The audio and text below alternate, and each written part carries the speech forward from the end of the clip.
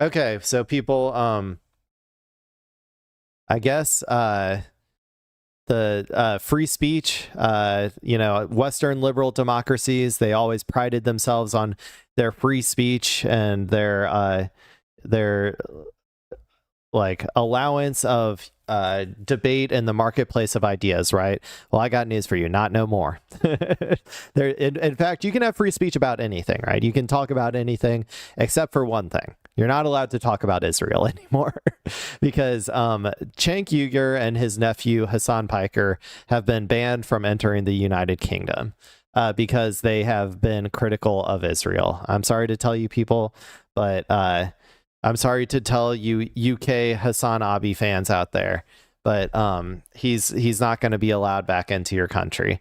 I just read about this today. I don't know a whole lot about it. I think that he was going to go to the South by Southwest festival or something. I can't remember. It was something like that. So let's go ahead and watch this reporting from The Hill about them not being allowed in. Since it's from The Hill, it's going to be like super Republican coded. They got that dweeby little dude, it looks like, who's going to talk to us about it. But let's go ahead and watch this and we'll see what they're talking about.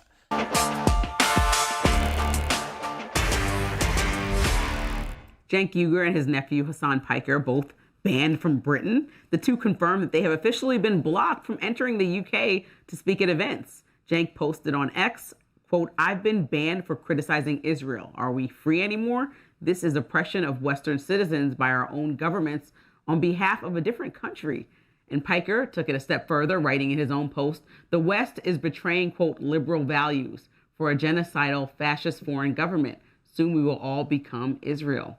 Well, I mean, there is a long tradition of liberals aligning with fascists, right? Like, eventually, liberals always align with fascists. Like, it seems like it just always happens every single time throughout history. Is that eventually liberals just align with fascists, and that's because at the end of the day, liberals they fundamentally agree with capital accumulation and with capitalism, unlimited capital accumulation, and a part of that is extracting resources from the third world, which is what Israel is there to do. So destabilize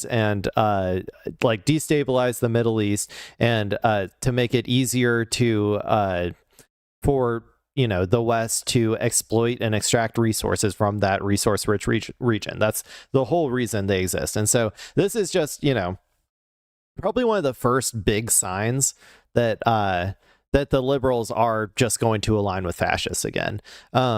So I guess I would just say, be prepared, people. Be prepared. It's time to start, knowing who your enemies are. You got to know who your enemies are if you're going to, live in the world that we're about to likely live in, because it doesn't seem like liberals are going to, try to resist fascism. It seems like they're going to lean into it at this point.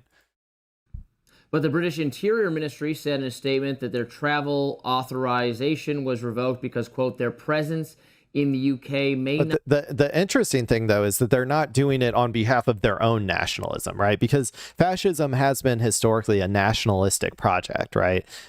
Fascism in Germany wasn't about it wasn't about like Zimbabwe or something, right? Like this is weird because it's Great Britain and the United States essentially becoming fascist and authoritarian on behalf of another nation state, which is interesting. And the reason why I feel like that's interesting is because it's kind of showing what I've suspected for like a little bit now of how this is going to go. Is that we're entering into an era of global fascism and like global capitalism, right? Like the wealth accumulation is no longer is no longer country specific. It's over the global capitalist system overarches the entire world now. It's every country, right? And Israel is obviously a part of that. Like I said before, Israel is a destabilizing factor for a resource-rich region to allow global pedobillionaires to go like capitalists, to go be vultures and like the things that they always do, and take those resources for the cheap, using Israel's destabilization as the way to do that. So I guess it kind of makes sense that the UK would, ban people on behalf of another nation state, because the liberals, instead of like aligning with just the fascists of their country and the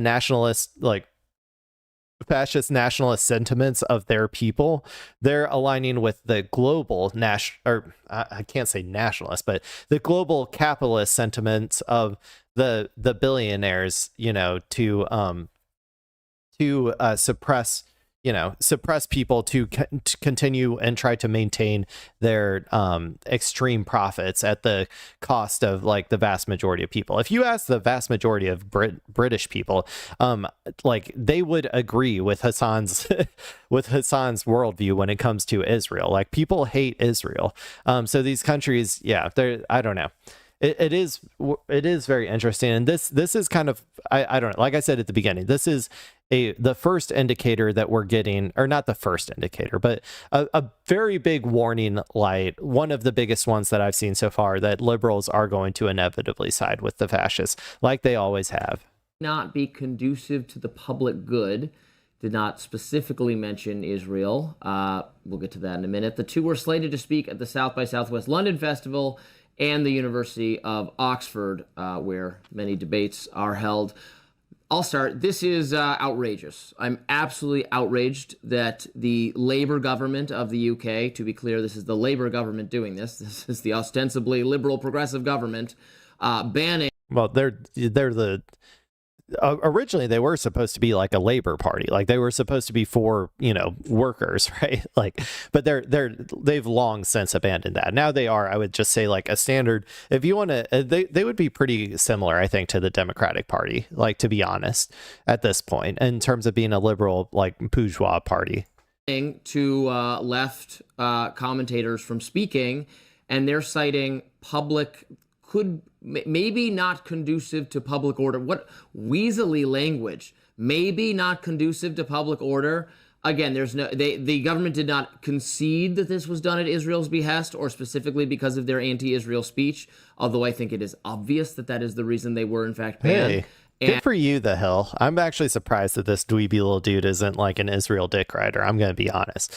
He really, really looks like one. And it is ludicrous. It is unfortunately within the UK's power to do. They don't have the First Amendment. Moreover, it wouldn't be in the UK's power to do if our government said, no, the fuck, you're not going to do that. When other countries when other countries like ban Americans from entering their country, usually if it's for any other reason, that would initiate a huge diplomatic row between America and that country, where they would say, how dare you block our citizens from going into your country. It would be seen as like an insult, right? An insult to America, that you would even dare challenge our power and dare challenge our people's freedom of movement, right? Like that's how it used to be back when America wasn't as weak as it is now. Now that America is like significantly weakened, when this country, and obviously, for the nation state of Israel, they would never do this, but even if it was for a non-Israel reason, if Great Britain said, oh, we're not allowing some American citizen into our country because I don't know, because they were associated with the Klan or something, right? I don't know. Like, even then, like, something that like the right wingers who are currently in charge of our government would be, really like pissed off about or something.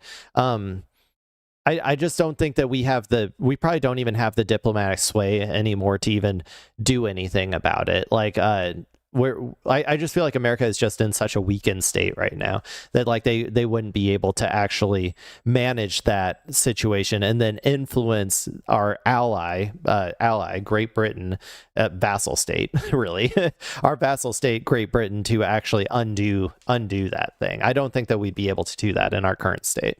The speech protections apply to people even in our in our country applies to citizens and then people who are in the country, not to someone trying to come into the country. Although we should, as proponents of Western values, liberal values, free speech, welcome debate on Israel or any other topic. I despise Hasan Piker and the views he represents. I critique them all the time. Cenk Uygur, I disagree with sometimes, agree with other times. I like him personally. We've had him on the show. He's sat in this chair. I've engaged with him socially. I don't think he's very anti-Israel. I don't think he's anti-Semite at all. But that's really not the point. The point is that these ideas should be debated, and it makes it seem like you're afraid of a debate on this issue, the pro-Israel side, when you do something. Well, they are, and also I do think that it was like Jewish advocacy groups or whatever who were trying to get this to happen, is my understanding, is that they were they were advocating for the government to like ban Hasan and Cenk from coming in. That's so we know where this came from. Like we do know that it was because of Israel. Anybody who tries to say that's not because of Israel is intentionally engaging in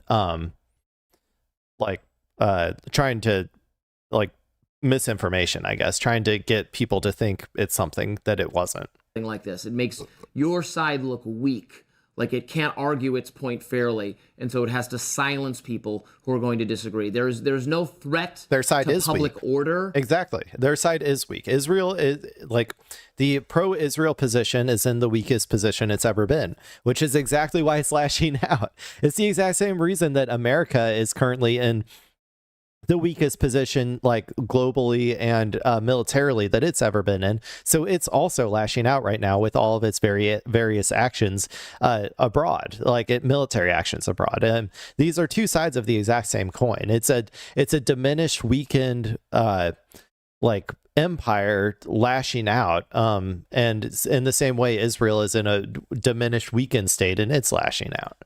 That either of these people represent. Or more specifically, its lobby is lashing out. No threat to public order that either of these people represent. There's not going to be they're not going to cause an uprising against the government or against Jewish people or something of that nature. They're not terrorists or political organizers at all. They're speakers. They want to speak on this subject. They were invited to do a debate. And by the way, I am all for banning certain people from coming into your country, particularly agitators, like right-wing agitators who, let's say that you have I don't know, like a group of hooligans, right? I'm going to say Zionist hooligans because this is something that happens a lot when it comes to soccer and stuff, right? Where there will be a bunch of Zionist hooligans who will go wrap themselves in Israeli flags and then start going rampaging down streets and trying to beat up brown people, right? These are people that you might not want to let into your country. Now they're going to let those people into their country all day. They're not going to stop those people, but those are people who I would say aren't actually conducive to the public good. You don't have to let everybody into your country. I want to be clear. I don't have that belief. I do believe that if you're likely going to try and start riots or something, then you can be banned. I think that's perfectly reasonable. There's no history that Hasan or Cenk were going to do anything like that. And we should rue the day it comes to this, that they're not allowed to express their view about Israel or about any other subject in the UK. Very dark day for free speech. One I've been warning about. Sorry, I swear I'll let you speak in a moment. That I have been warning about with the UK government and their approach to online speech for a variety. Everything's hate speech, everything's this or that they're trying to ban. This will also affect political people, as it's now affecting Cenk and.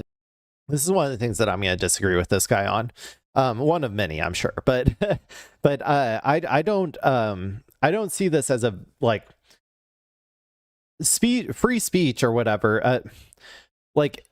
It's value neutral, I guess I would say, in that it can be used for good or it can be used for bad. And there are, in my opinion, speech and like incitement that is actual stuff that like I don't necessarily have a problem with being like curtailed. Like I said earlier, if you're, essentially like every country you go to, you start like pro-Israel riots, like then yeah, that like I think that is fine to ban you for that reason. But when it comes to just like actual speech though, like even if it's someone I abhor, I guess, like say Charlie Kirk or somebody who like I think has terrible ideology, I don't think that I would say that they should be banned from a country for that particular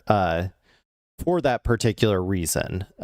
If you don't have a history of inciting people, and if there's not going like if there's not going to be some big like violent rally for a particular speaker or something, then I mean I guess it's probably fine. But I also I don't know. I don't treat this as like there's such thing as like speaking out on behalf. Like I don't like to treat everything as like moral equivalence. I don't like to treat everything as blanket statements either. I think that's a very reductive way to analyze things, and that you should be able to say like, oh, this speech advocating on behalf of the Palestinians, right? Advocating against genocide. That is good speech. That is not hate speech. That's speech that should be celebrated and cherished and protected. But like Chud the Builder or whatever the fuck his name is, going around and yelling the N-word at black people is bad speech. We don't have to equally protect those two things, Like we don't have to like equivocate. Like it doesn't have to be an absolute, right? Like I don't believe in this idea of like free speech absolutism. But like I just like I don't know. I think that a lot of people get kind of stuck on that. Like if you like you can have like moral implications of like what we want to allow versus not allow when it does come to speech. And I think generally speaking, it goes towards incitement. How much are you inciting? And that's a tricky subject. It's not always black and white, how much people are inciting actual violence or whatever. But I do think that there is actual incitement. I think there's actual, like evil rhetoric out there that can be policed. I think that I'm actually okay with that. If it is, like sufficiently dangerous, and that's a very arbitrary position that can be adjudicated depending on the society and what people want in terms of their rules and regulations. I would also say that in this particular circumstance, the British government is doing something that the majority of its people do not want them to do. This is not something agreed upon by British society, that this type of speech should be banned, right? If like most people are on the side of Hasan Piker when it comes to speaking out against the Nazi state of Israel. So there's that as well. But I do think that we can, police the boundaries of free speech if we have enough of a democratic process to make those assessments and adjudicate them. Hasan, and people who purport to defend free speech should denounce this, even if you do not agree with Cenk Uygur, even if you don't agree at all, as I don't, with Hasan Piker. This is nevertheless very, very bad. I'm a little bit surprised about this from this guy because a lot of times, I mean, everybody knows that the right does not truly care about free speech at this point. They care about power, and like policing speech is a form of power. According to the right, it should be, we can say whatever we want and you can't say whatever we don't want you to say, like that. And it's similar to like the gerrymandering thing, where it's like the right should be able to gerrymander as much as they want, and Democrats should not be able to gerrymander at all. It's all about power for them, and they see free speech as a vehicle for their power. So the vast majority of them do not care one way or the other. If the anti-free speech, happens to their enemies, they are perfectly happy with that. I've long held that like nobody is an actual free speech absolutist. I assure you, nobody actually is. Not this guy, not any of these right wingers. And there might be some on the left who are closer to free speech absolutism, but I think when push comes to shove, most people aren't. There's a slippery slope telling other countries that are sovereign nations what they should do from the perspective of U.S. rules and laws. So the UK has no obligation to admit speakers from anywhere, right? They don't. That's part of their laws don't require that. They don't have to accept free speech in the same way that we do. Yeah, but if America was stronger and if America cared about this issue, then the UK would be under political pressure to allow this to happen. This is more of a slap in the face to America in general of not being able to influence. I mean, this is different. This is a different case because this is about Israel. But if this was for any other issue, this would be a diplomatic row with America for not being able to, coerce their vassal state into allowing Americans in. And so they have the opportunity to make these choices. I don't have to agree with them, but it's also not the country that I live in, right? So, I mean, we can call them to task for every decision that they make, but they don't govern themselves by the same rules as us. So if they say that they can't come, well, then they can't come. Now, I think the bigger issue for me is unpacking the reasoning why. If they left some vague statement, the way you described it, and said that they would cause civil, some unrest or create public uncomfortability. I don't know what they. The reason why it should scare you, though, lady, is because of what it implies for the future. This is like a big step forward in liberals aligning with fascists, and it will likely continue. And it'll likely get worse. And Israel is like the starting point. Like, this isn't where it's going to end. This is where it's starting. They're using Israel as the initial way to break through certain ideas of liberalism, to chip away at them, such as like free speech or freedom of movement or socially, like being allowed to be gay in polite society or whatever, right? They're going to start with something like Israel, and then they're going to expand it wider and wider. And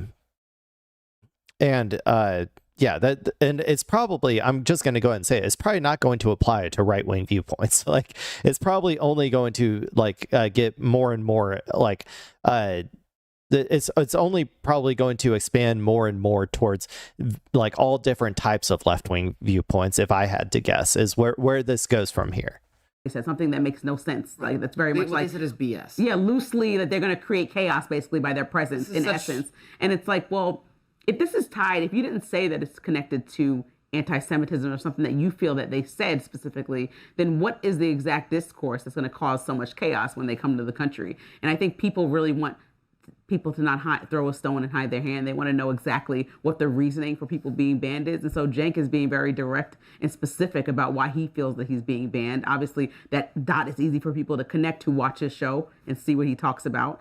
But the UK is not really giving any specific information. So obviously people have questions. If they find out that they're banned from this country because of things that they might criticize Benjamin Netanyahu or the operation of Israel's government, well, that's problematic, especially because they're not asking to enter Israel. They're asking to enter the UK. And so people have even more questions surrounding. There's also a great irony in that, like, they're claiming that it's like anti-Semitic, what Cenk says about like how Israel controls America or how Israel controls the West more broadly.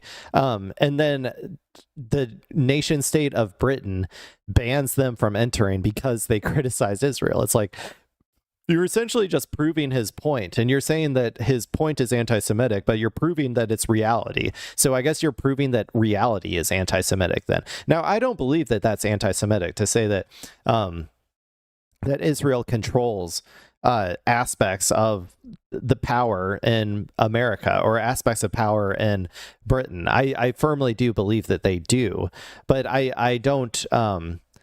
But I don't see that as anti-Semitic at all, because that's the Zionist project of colonial expansion and resource extraction, which is separate from Jewishness, like Jewish people. So, but yeah, whatever. I don't know. I think I'm done with this one. I've talked about it enough. I already gave like my general thoughts on it. I don't think it's okay. I don't think it's good. And I think it's going to be weaponized much more in the future against any sort of left-wing viewpoints, like any sort of anti-capitalist viewpoints, any sort of socialist viewpoints, any sort of like trade unionist viewpoints. I think that in the end, this is the first major alignment of the liberals, aka the Labor Party, aligning with fascists. And I think that we're going to start seeing a lot more of it. It does not look good for liberalism out there, people. Liberalism is dying, and what's coming to replace it is not what I would prefer personally.